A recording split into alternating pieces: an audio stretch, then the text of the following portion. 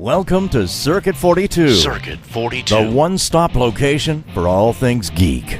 This episode is brought to you by our sponsors, Dragon's Lair San Antonio and Gotham Newsstand. Sit back, relax, and most importantly, enjoy another episode of Circuit 42. Circuit 42. Hello, everybody, and welcome to the newest episode of Cosplay Circuits.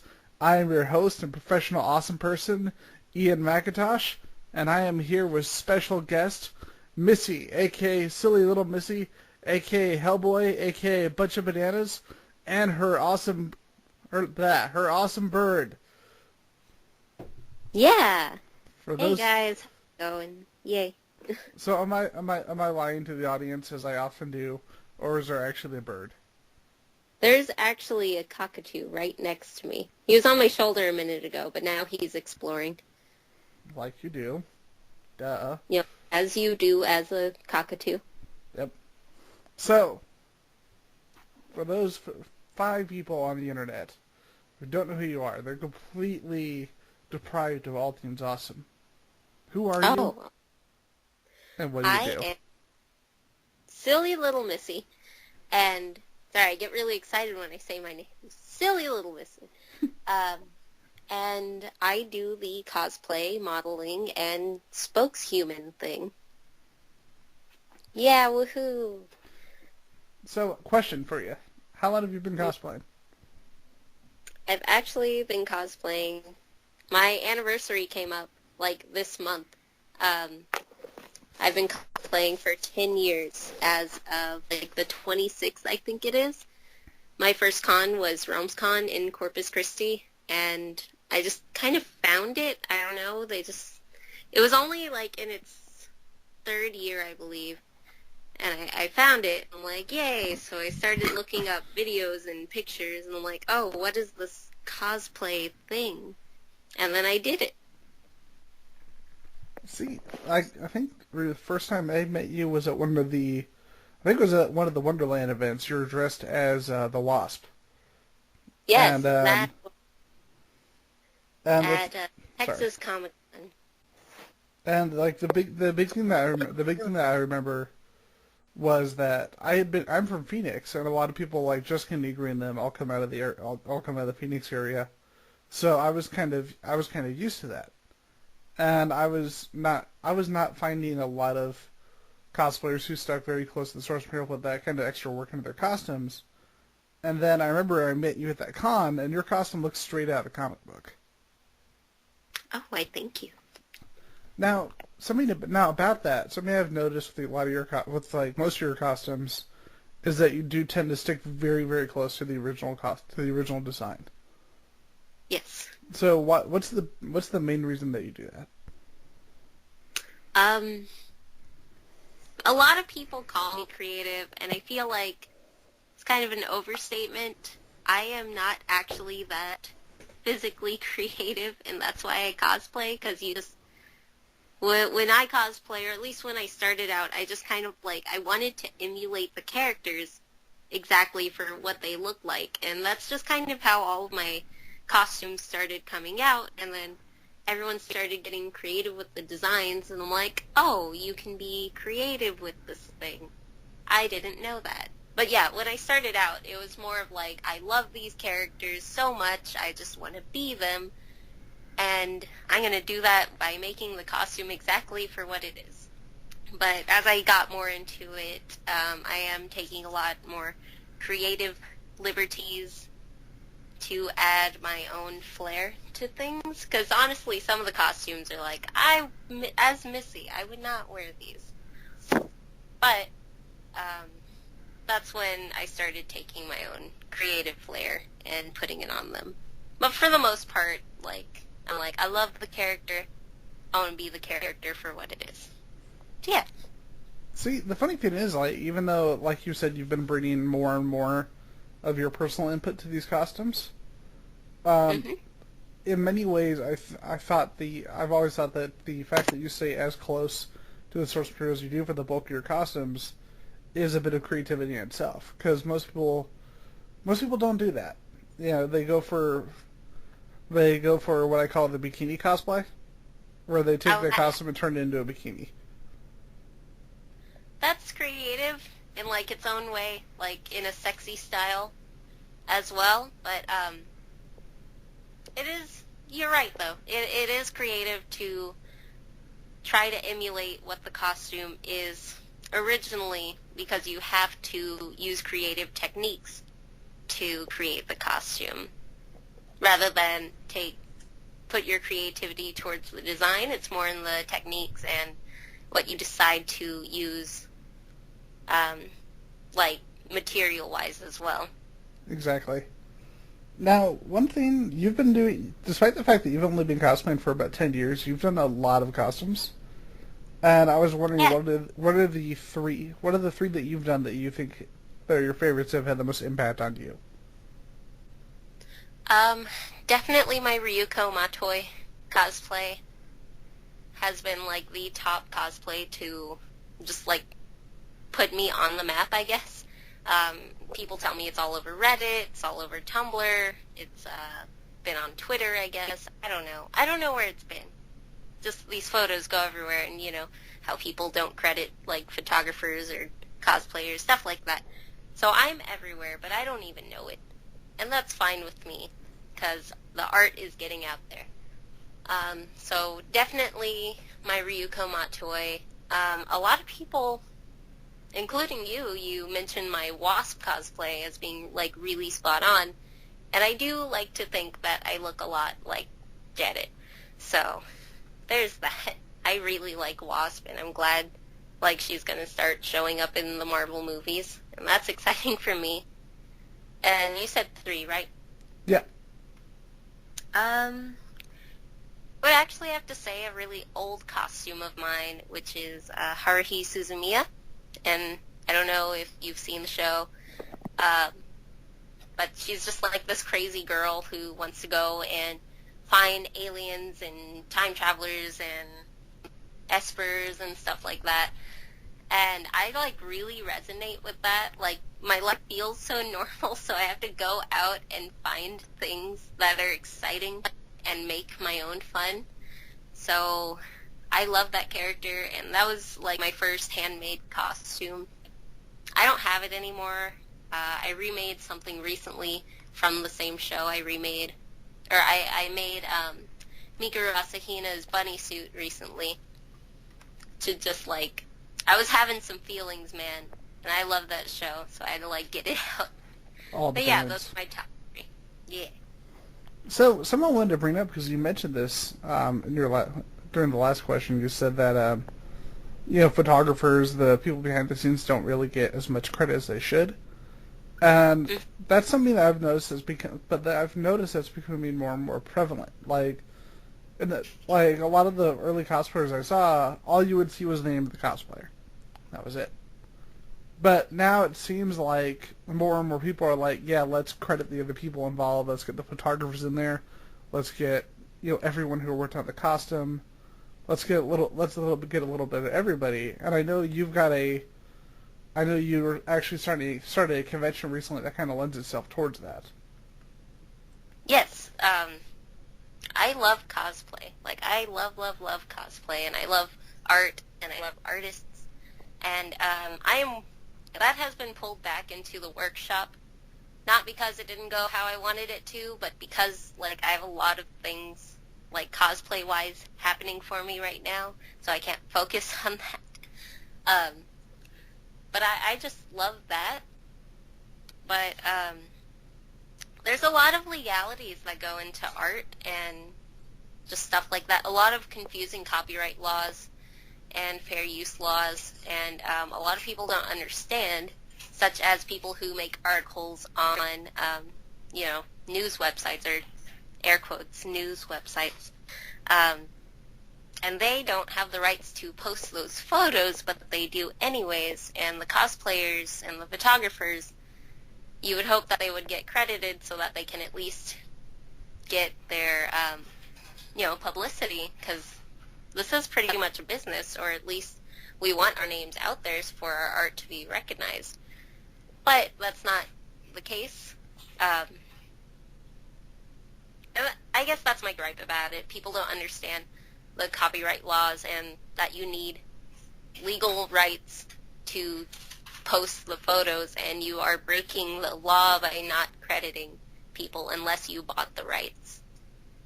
Yeah, that's why I hope other sites start doing this too, because you've seen the articles on Circuit 42 for different conventions. The only photos I ever use are the photos that I took at the conventions. Yeah. And I don't have the understand rights to them. Yeah, and I don't understand why more people can't do that. You know? Yeah, like you can. It's very easy for these people who write the articles on the websites to go and take their own photos, whether it be with a disposable camera, a phone, or a DSLR, and post them up themselves, but they don't. Or, I mean, sometimes they do, and good job, those journalists. They know what they're doing. But other articles don't ask for permission from the photographers, specifically the photographers. The photos belong to the photographers, not necessarily to the cosplayers. Now, so that works. Now here's a question: Are there any particular pages, or do you just not want to talk about the pages that we're talking about? Oh, I don't look at a lot of articles. I click on them, I look, and I'm all, woohoo, cosplay, and then, there's no links, and I'm like, oh man, then I leave. My brain just kind of, blocks out all the bad. We actually had a friend and regular guest of ours, a horror comic book artist and director named Nathan Thomas Milliner. He did this amazing, two amazing pieces. One was a series of Blu-ray covers for the movie Halloween. And they're all hand-drawn, they're really cool looking. And then he did a Friday the 13th image with all the different Jasons for all the different movies. Okay, yeah. And he posted about two of them because apparently, those really sleazy T-shirt companies on Facebook? Oh, no. Yeah, they stole the Friday the 13th image, and not only did they steal the image from him, but they sold these really poorly made shirts with the T-shirt on it. Oh, that's worse. That they're poorly made. I hope he sues or something. Oh, well, get his piece of the pie. We're working on getting the word out there as much as possible and just sharing it as many places as we can. But the one that really did work out was the Halloween one, because the company, turned out the company decided that, oh yeah, we don't want to pay you just yet, but can you make more? What? Yeah. Because exposure. No. But, send a C&D. So much word got out that they contacted him and said, okay, we're going to pay you for all of it. Here you go. And we want to pay you for more. Well, good. I mean, they have to be making enough money to be able to pay this guy for his art. That's completely unfair and illegal. Yep. I forgot, was it Will Wheaton who made the exposure video that kind of really brought that to attention, especially for people who are working independently like you, myself, Nathan, and how the exposure is pretty much bullshit. No, you can't. It's even worse, I guess, for cosplayers, because it is a very new industry. And I say industry because it is becoming an industry, because things cost money. Entertainment costs money. And it's just so... It's bad. People don't expect to pay money for a hobby, but any form of art is technically... that falls under that hobbyist category, and people just don't want to pay for it. My boyfriend is a magician, and people don't want to pay for that. But, he tries to contact these corporate events, and they're all, exposure. And then he asks them, so are you paying the caterer? Are you paying the table rental service? Are you paying the canopy rental service? Yes, then why not pay the actual entertainment? Exactly. I mean, you're paying all the people who are working on the side, but the thing that's going to be front and center, they're not getting paid, which makes absolutely no sense. Yeah, we're all professionals. We are all professionals. It's just that you don't respect what I do. Yep. And that's kind of where that lies. I know there was some controversy. There was a convention who we won't name here. A couple of years ago, they were contracting out cosplayers, and then it was discovered that apparently within the contract, they had to go to the only events that the convention told them to go to. They could only wear costumes that they wanted them to wear. Oh. And then on top of all of that, they were actually told that there was another convention that they were not allowed to attend. That's a pretty tight contract. Yep. We had talked about this quite a while ago when I was a little less mellow. That's the best way to put it. And yeah, you're probably all fired up. Yep. And that actually led to some interesting things that happened that will never be talked about in detail on Circuit 42. Oops. Yep. But it was fun. Never thought I'd get that much. I never thought I'd actually get hate mail, but I did. Which is interesting. And it's yep. But moving away from all that fun, by the way, that does lead us to one thing. As far as cosplaying, as someone I've done some basic cosplay. You've obviously done much more advanced costumes and work than I have. But just advice from me. Always read contracts. If someone's willing to pay you for what you do, do not just accept the money blindly. Ask them all the details. Read everything. I would never sign a contract that says no, that has a no compete clause. No. Never. Just because you can't be exclusive. I mean, you want to sound exclusive, but you can't actually be exclusive to one brand. Exactly. And that limits you as a growing business. Now, within the cosplay scene, as it's become more and more popular, there's definitely been debate. I know there are some especially between cosplayers and comic book creators. As I hate to say this, it feels like the intentions of the conventions have shifted. Mm-hmm. But as someone who, as we could tell, especially the way you were talking about the Wasp, is definitely a comic book fan as well. How do you feel about what's going on right now with the way conventions are changing, or potentially changing? I know what you mean. I've read a few articles about this issue where comic book writers and artists are being pushed under the table for cosplayers, and I feel like it's a smart business move on the convention's part, but at the same time, as a comic creator, I would be upset just because you are the source of the fandom and not just a fan that has fans, I guess. I think. Sorry. Continue. Oh. You said but. It's just kind of like, ow, stop biting me. Sorry, that was my bird. Okay, where was I? It's kind of like,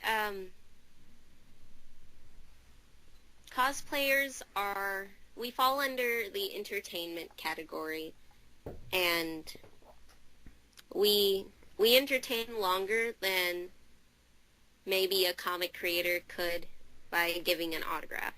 Or we touch more fandoms than one comic creator who's worked on just a few names. You know what I mean? Because a lot of cosplayers touch all fandoms ranging from anime, comics, sci-fi, movies, etc.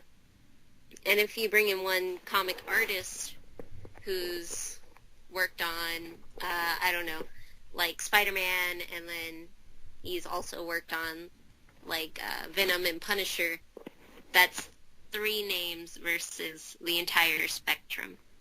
As well, and this is the terrible, terrible, terrible truth, sex sells, and you don't even have to be sexy, you just have to have a pretty face, and people like talking to pretty faces.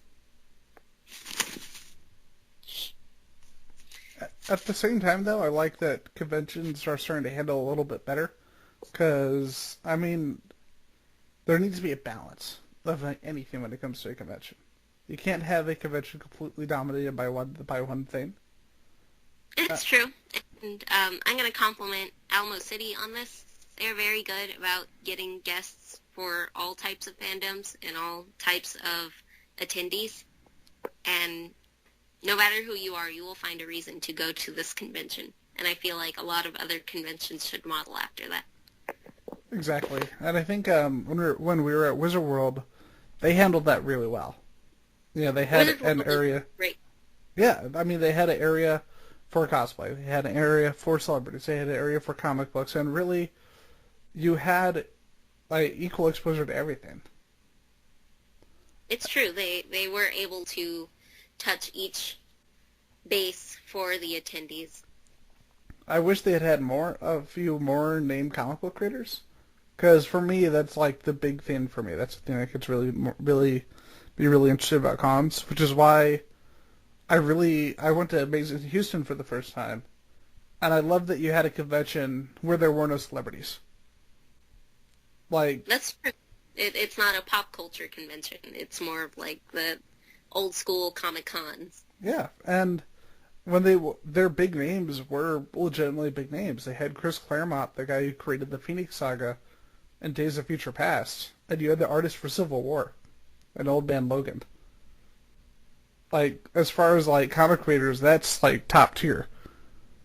Yeah, that's like serious business. Yeah, and I would. That's something I would love. That's something I would love to see. Not something where completely one or the other, but if you're going to have those comic book creators, get a number of names that are going to really draw the audience on every category. Yeah, it's true. So, with that, I know a lot of people have talked about doing conventions that, like, I don't know if you've ever been to HeroCon, the one run by Chris Mador. Yes, I was at that one this year. It's a smaller con, but I love the fact that it's all about cosplaying comics, and a lot of it is about local talent, which we need more of. Just shows a focus specifically on showing people what we're able to accomplish around here in the Texas area. Yeah, I think it's such a beautiful idea of let's all get together and celebrate art and nerdy art at that. And he had his cosplay alley, and then like instead of a focus on vendors, he had a focus on artists, local artists, and he also had celebrity artists. And I thought it was just really awesome. And as we come to that, is there anything else that you want to talk about regarding cosplay? Any advice you want to give cosplayers? Just do the thing, and everything will work out. And follow your dreams, and Just do it. that. I'm just trying not to say that, because that meme is dead, I know. I think. But here at Circuit 42, no meme stays dead forever. It's like Space Jam. No. Oh, they're doing that in theaters soon. Again. Yeah, is it weird that it's the 20th anniversary of Space Jam? Because I hate to say I don't care, but it's one of those movies like I watched as a kid and I'm like, maybe at the age of 12 I was becoming a little more aware, but I'm like, I didn't think it was that great when I was 12. I like Space Jam. I watch it probably, I mean, I don't watch it like a maniac, but I probably watch it like once every 2 years, and that's pretty good. Yeah. Yeah, I don't know. I think in terms of the one new character, Lola the Bunny, I actually liked what they did with her later when they brought her back with Looney Tunes. Just made her a little more out there and made her a little more like a Looney Tunes character. Yeah, they made her an actual cartoon instead of like kind of the old style. Here's a sexy girl version of your main character. It was Which is pretty cool.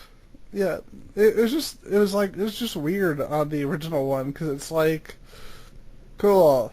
I guess the furries will be happy.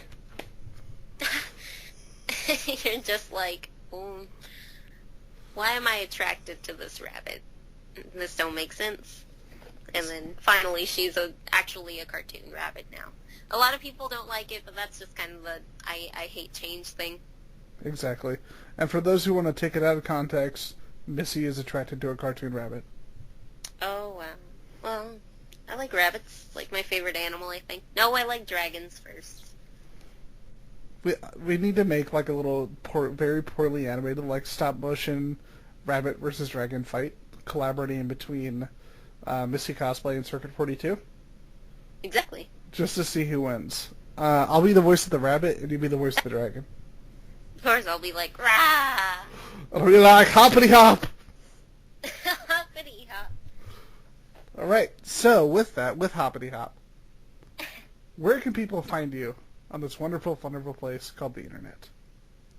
You can find me on the internet at sillylittlemissy.com, and any of my social media is @/SLMissy. Except for my YouTube. I don't have enough subscribers to get a URL. So please subscribe on there, like, comment, do the thing, and maybe soon I'll have a URL there. As well, you can find me at my Patreon fan club, MissyMafia.com, or, Patreon/SLMissy. Yeah, just find me at the places. Definitely go to SillyLittleMissy.com. You can find everything there from my shop, my Patreon, my portfolio, and my social medias. All of the social medias. Yes. And remember, make sure you check out Circuit42.com as well. Look us up on Facebook and follow us on all the YouTubes. Because self-promotion. Yeah, because do the thing. Yeah. Alright, and with that, that brings us to the close of our newest episode of Cosplay Circuits. I am Ian McIntosh. This is our guest, Missy, a.k.a. Captain Awesome. Yay! Totally her real name, Captain Awesome. And with that, thank you everybody for listening. Make sure to support your local cosplayers. Make sure you cosplay too, or else I'll become sad. My bird is dancing. You've been listening to Circuit 42, brought to you by Dragon's Lair San Antonio and Gotham Newsstand. Join us for our next episode. For all things geek. Circuit 42.